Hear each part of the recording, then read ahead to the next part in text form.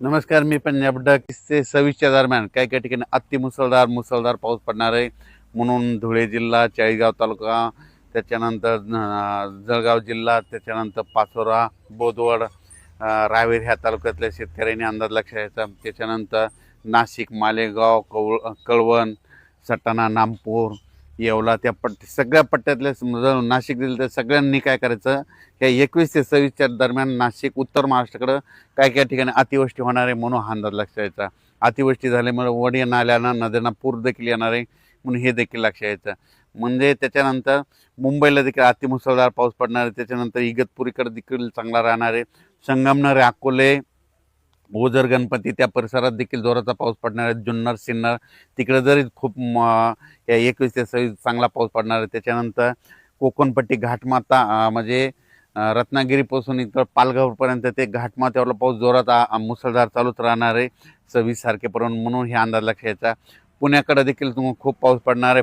अहिल्यानगर जिल्ह्यामध्ये 22 तारखेपासून ते 26 जुलैपर्यंत चांगला पाऊस पडणार आहे म्हणून अहिल्यानगरच्या सर्व शेतकऱ्यांना अंदाज लक्षात घ्यायचा. ह्या पावसामध्ये कोणताही भाग वंचित राहणार नाही अहिल्यानगर जिल्ह्यातला म्हणून त्यांनी हे अंदाज लक्षात घ्यायचा.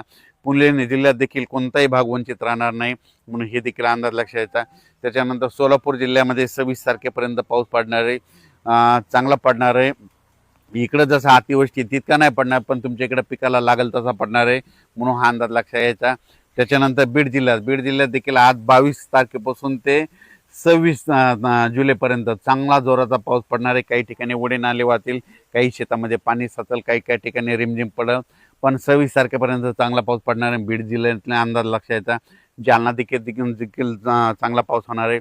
संभाजीनगर जिल्ह्यातल्या शेतकऱ्याला सांगू इच्छितो की संभाजीनगरचा उत्तरेकडला भाग म्हणजे आपलं कन्नड, इकडं फुलंब्री त्या परिसरामध्ये काय होणार आहे, जळगावकडे अतिमुसळधार पाऊस पडत असल्यामुळं त्याच्या लगतच संभाजीनगर जिल्हा लागतो.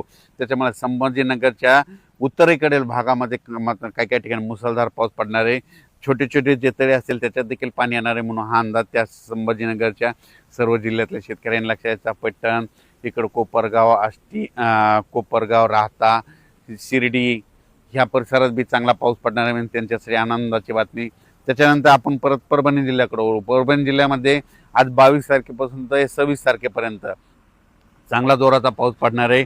रिमझिम राहणार आहे, काही भागात जोरात पडणार आहे म्हणून हा अंदाज लक्षात घ्यायचा. जिथं चांगलं ऊन पडेल तिथं जोराचा पाऊस पडेल म्हणून हा अंदाज लक्षात घ्यायचा. 26 तारखेपर्यंत परभणी जिल्ह्यात देखील चांगला पाऊस आहे.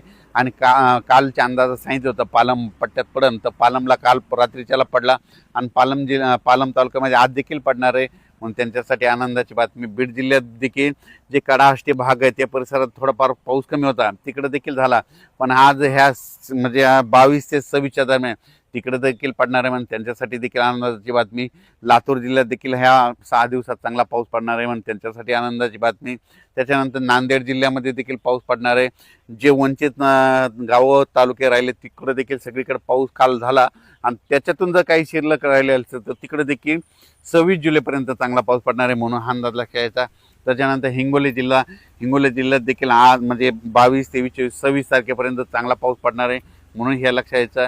त्याच्यानंतर इकडं आपण सगळ्यात महत्त्वाचं नागपूर जिल्हा, भंडारा, गोंदिया त्या परिसरामध्ये मात्र अतिमुसळधार पाऊस पडणार आहे म्हणून हे लक्षात घ्यायचं.